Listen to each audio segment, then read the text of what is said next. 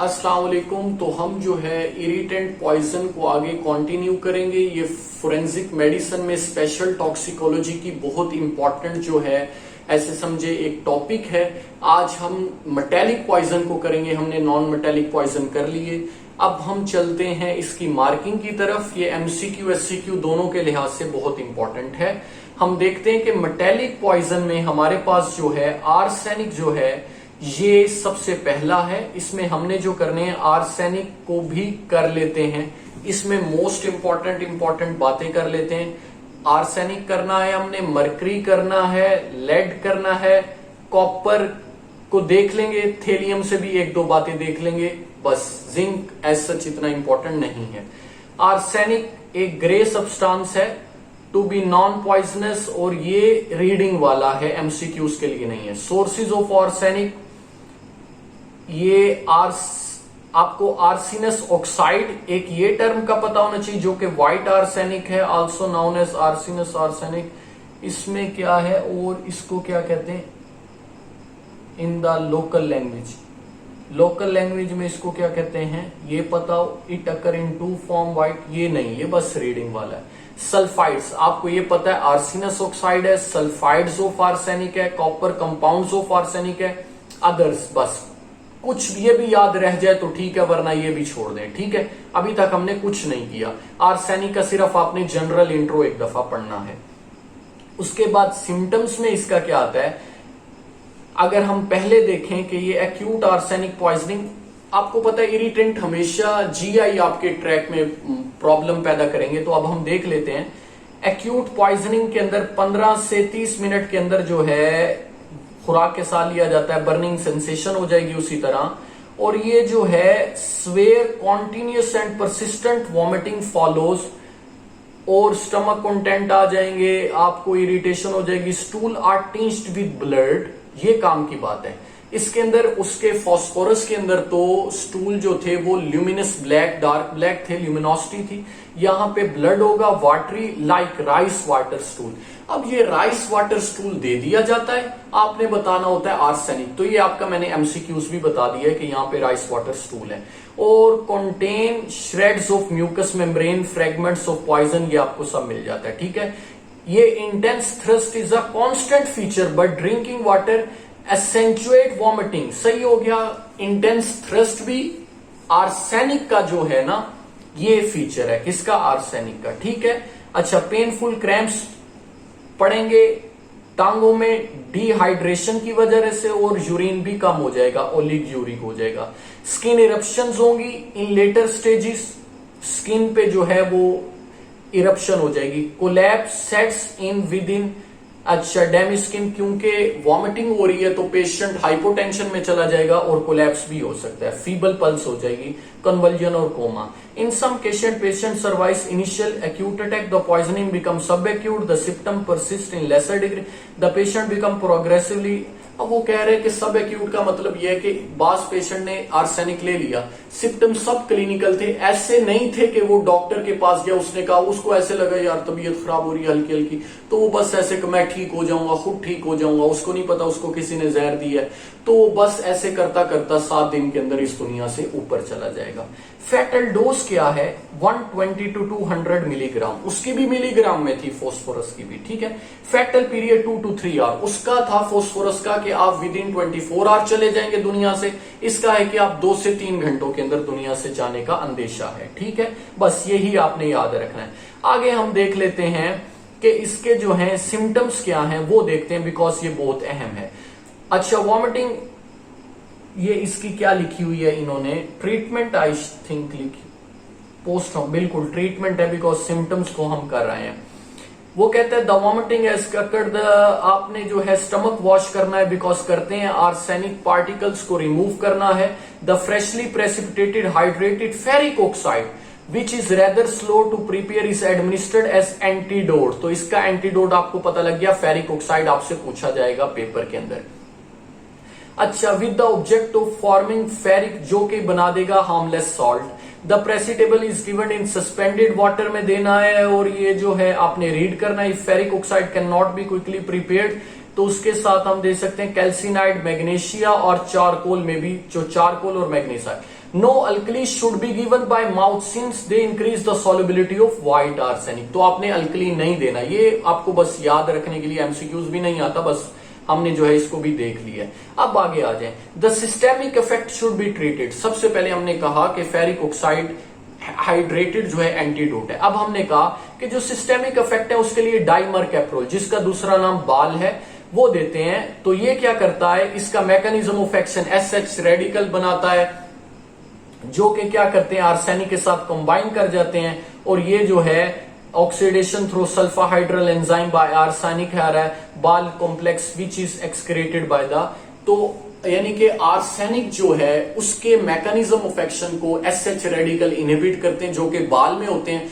बाल बीएच और आर्सेनिक का कॉम्प्लेक्स बन जाता है, जो किडनी, बाल और आर्सेनिक का कॉम्प्लेक्स बन के किडनी से एक्सक्रीट हो जाता है और साइड इफेक्ट नहीं आते। ये वाला जो पैराग्राफ है ये इंपॉर्टेंट है, सही है। इसके अलावा आप फ्लूइड्स दें ताकि जो है उसका एसिड बैलेंस, मॉर्फिन दे ताकि पेन कम हो जाए। ये तो बेसिक है ना, आप हर एसिड में ऐसे मॉर्फिन दे सकते हैं, आईवी फ्लूइड, लिंगर लैक्टेट लगा दें, ताकि ये आप बेसिक है। काम की चीजें क्या है, कोई खास एंटीडोट तो नहीं देना। अगर एंटीडोट देना तो उसकी डोज क्या दे रहे हैं हम, अच्छा। इसके अलावा कोई स्पेशल एंटीडोट जैसे बाल दे रहे हैं, ये देना, ये याद रखो।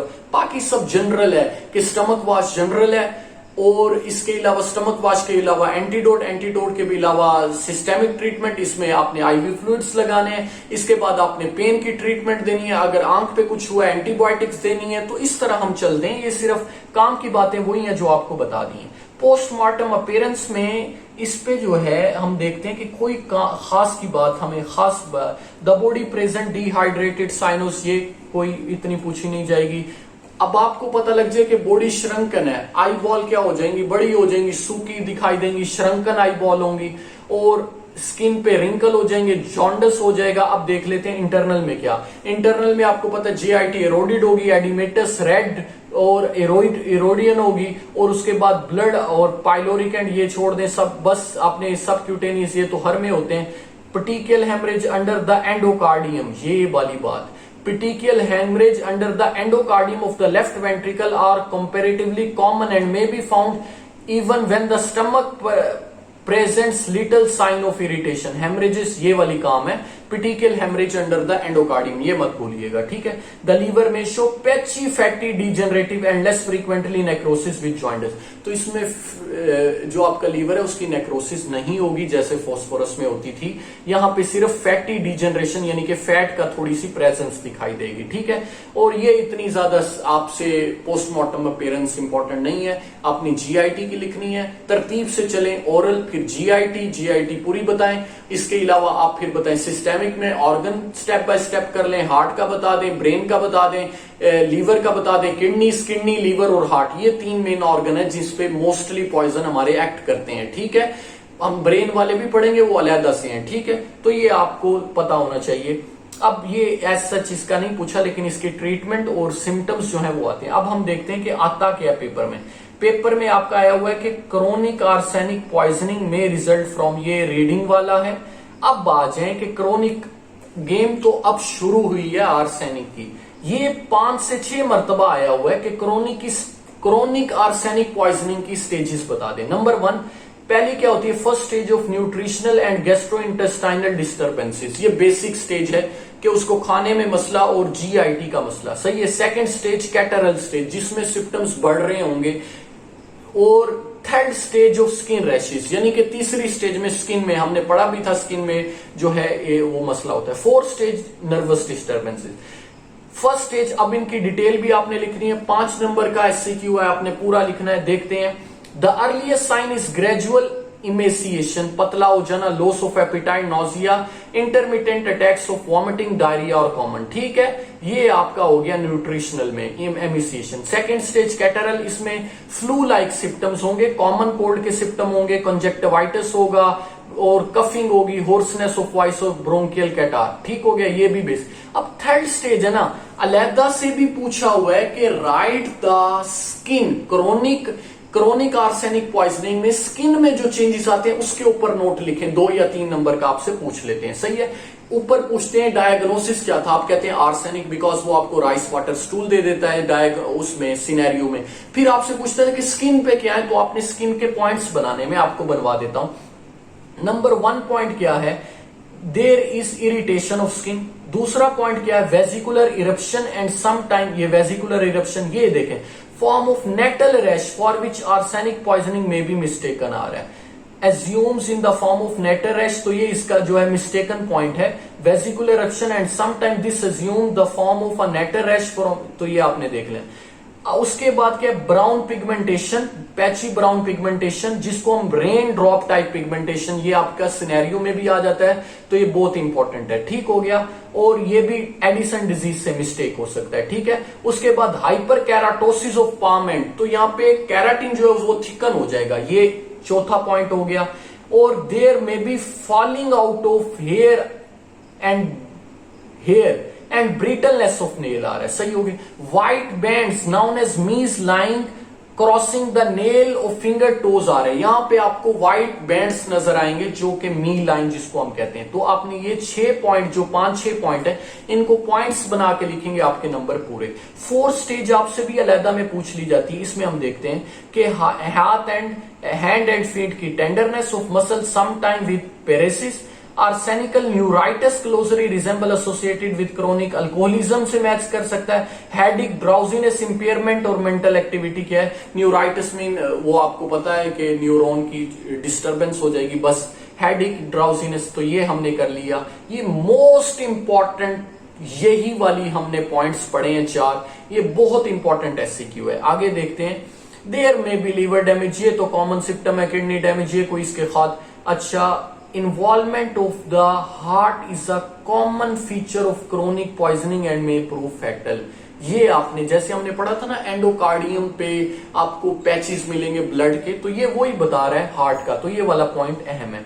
No one symptom is sign is diagnostic in West Bengal, ये बस ट्रीटमेंट आपको बता दी, उसमें भी बाल देते हैं, vitamin B complex, thiosulphate useful, ये बस रीडिंग वाला है, बिकॉज हमने बेसिक ट्रीटमेंट आपने वही लिखनी जो पढ़ ली। पोस्टमार्टम अपीयरेंस वही लिख देंगे तो हो जाएगा। इसमें लीवर आपने आपको जैसे स्टेप बताया वो आपने करना है। अच्छा, poisoning by organic arsenical compounds, ये आपने नहीं करना, कुछ इंपॉर्टेंट नहीं है। State the points in favour against the arsenic as an ideal. In past arsenic was popular homicidal poison, ये बहुत वाइवे में हमसे पूछा गया था, हम इसको भी एक्सप्लोर कर लेते हैं। क्यों इसको जो है लोगों को कत्ल करने के लिए इस्तेमाल किया जाता था, बिकॉज ये चीप था, इजीली अवेलेबल था, टेस्टलेस, कलरलेस, ना कोई सूंघ सकता है ना कोई इसका टेस्ट कर सकता है। तीसरा ये क्या है, एक्यूट पॉइजनिंग जो है जल्दी जल्दी बंदा मर जाएगा, और एक्यूट पॉइजनिंग कंफ्यूज विद, ऐसा लगेगा कोलरा हुआ था बिकॉज राइस वाटर स्टूल है। क्रोनिक पॉइजनिंग, तो ये डिसएडवांटेज भी, इट रिटार्ड्स पुट्रिफिकेशन। अच्छा, ये बंदे के अंदर आपको जब आर्सेनिक का टेस्ट करेंगे मिल जाएगा कि ये आर्सेनिक है, सही हो गया। इट डज नॉट डिटोरियोरेट, और ये डिस्ट्रॉय नहीं होता, तो ये जो है आपका अच्छा हो जाएगा, ठीक है। Right a note on tolerance, absorption, distribution, elimination uses, ये आपने हरगिज नहीं करना, ये आप छोड़ सकते हैं। बस जिसका अगर बहुत ज्यादा दिल कर रहा है वो रीड मार ले, कुछ भी नहीं है, इंशाल्लाह ताला नहीं आएगा। बस ये लाइन देखें, arsenic has also been used as cattle poison, cattle poison के तौर पे भी यूज होता है। एलिमिनेशन देख लेते हैं, arsenic mainly eliminated through urine, faeces, bile, sweat and other secretion. अगर आप पास्ट पेपर भी अच्छे से करिएगा, अगर आपको लगे तो वहां से भी आपने करना है, ठीक हो गया। ये सारा आपको दिया हुआ है, ये कुछ भी नहीं है, इसको छोड़ें, इसको छोड़ें। ये वाली बात देखें, पोस्टमार्टम इम्बिबिशन ऑफ आर्सेनिक, ये आया हुआ है। ये क्या है कि अगर तो arsenic weed, certain sample of earth contain small traces of arsenic derived from the use.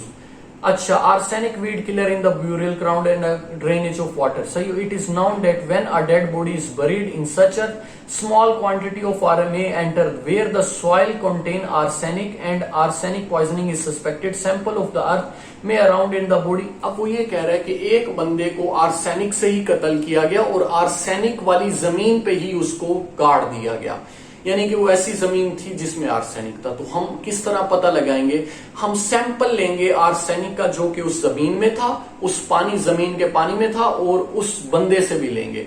अगर तो हमें उस बंदे में ज्यादा मिला आर्सेनिक का लेवल एज कंपेयर टू पानी में, तो इसका मतलब है आर्सेनिक पॉइजनिंग थी, बिकॉज वो आर्सेनिक कुछ चला गया उस बंदे में, लेकिन उस बंदे में ऑलरेडी था तो लेवल ज्यादा बढ़ा हुआ मिलेगा। इसको कहते हैं पोस्टमार्टम इम्बिबिशन ऑफ आर्सेनिक। यही वाली बात यहां रखी हुई है। अगर मुझसे कुछ मिस इंटरप्रेट हुआ तो आप इसको अच्छे से देखिएगा। ये था हमारा आर्सेनिक। इस वीडियो को अपने दूसरे मेडिकल कॉलेजेस के स्टूडेंट के साथ भी शेयर कीजिएगा ताकि हर कोई इससे बेनिफिट उठा सके। I am doing my best, आप लोगों को फायदा हो। Thank you so much, support करें। अल्लाह हाफिज।